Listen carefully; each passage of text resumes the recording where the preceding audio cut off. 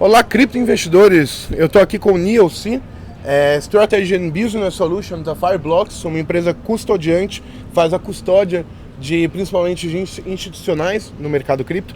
E eu vou fazer algumas perguntas aqui para ele sobre o evento, sobre expectativas que ele tem para este ano e para o próximo, né? Hello Neil, thanks for receiving me. Yes, thank you very much for having me. For the first question, I'd like to know what do you guys think of the consensus event and insights or announcements so far?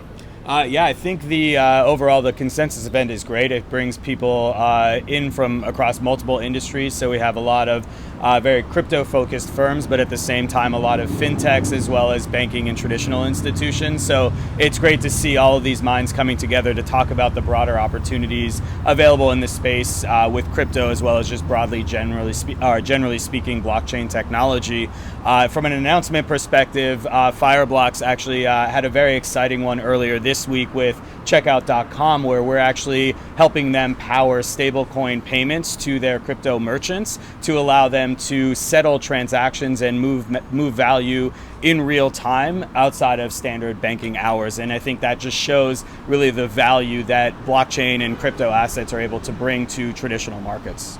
Okay, that's great.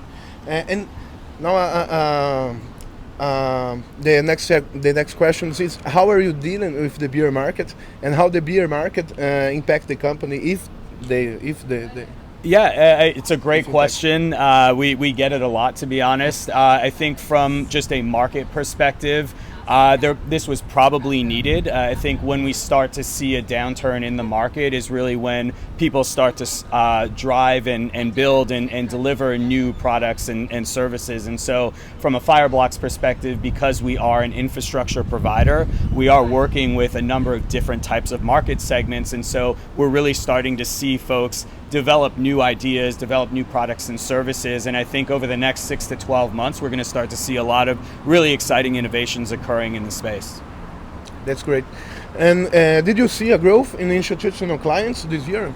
Yes, I think there's been a lot of institutional growth. I think last couple of years we're really focused around education and really having the market more broadly understand what the value of crypto and blockchain technology can really bring. And we're starting to see a lot of different implementations and applications of blockchain technology in the institutional space, whether it's just direct access and exposure to Bitcoin, whether it's tokenizing assets and moving real world assets on the blockchain, or of course payments, as I had mentioned in that exciting checkout announcement that we had. But there's just a wide variety of use cases and applications across the institutional space. And again, the last couple of years really focused on educating the market, and now we're starting to really see the adoption of the technology from traditional players. That's perfect. That actually is my next question. Do you believe in institutional growth this year and the next? And how are you preparing for welcome them in terms of infrastructure, security, and support?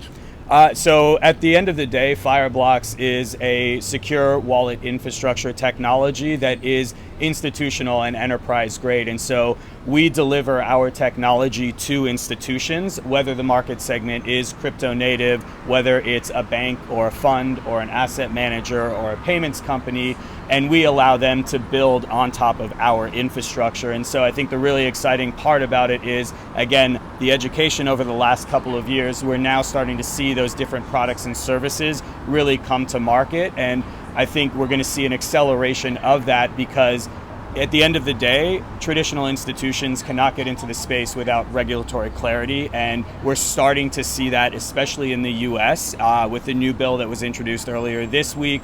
I think it provides a great framework to build on top of, and as we start to get more regulatory clarity in the US and globally, we'll definitely start to see a lot more adoption from the traditional space. Thank you. So saying about regulation, how are you preparing for DeFi regulation?